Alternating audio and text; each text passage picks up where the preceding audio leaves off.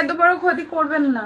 আরে যদি ক্ষতি করবো এই টাকা দিন উনি নাকি তো কয় এখানে তো মাত্র 50,000 টাকা আছে, ঠিক আছে? তুই যদি আমার কাজটা সলিড ভাবে করে দিতে পারিস তো কারো টাকা দিব, ধর যা। আচ্ছা ঠিক আছে, আপনি যেই কাজ দিলেন সেটা আমি করে দেব, কিন্তু আমার ভিডিওটা আপনি ডিলিট করে দিলেন। শোন, আমরা কাজ 2 নাম্বারই করতে পারি বুঝছো, কিন্তু কথা কাজে মিল থাকে, ঠিক আছে? যা, ডিলিট করে দিচ্ছি। আচ্ছা ঠিক আছে। দিলওয়ার সাহেব, জি স্যার।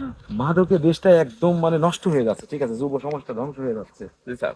আসলে মানে এরা যে সামান্য কিছু টাকার জন্য এভাবে সমাজটা দেশটা ধ্বংস করতেছে। এই ম্যাডাম দাঁড়ান, জি স্যার বলেন।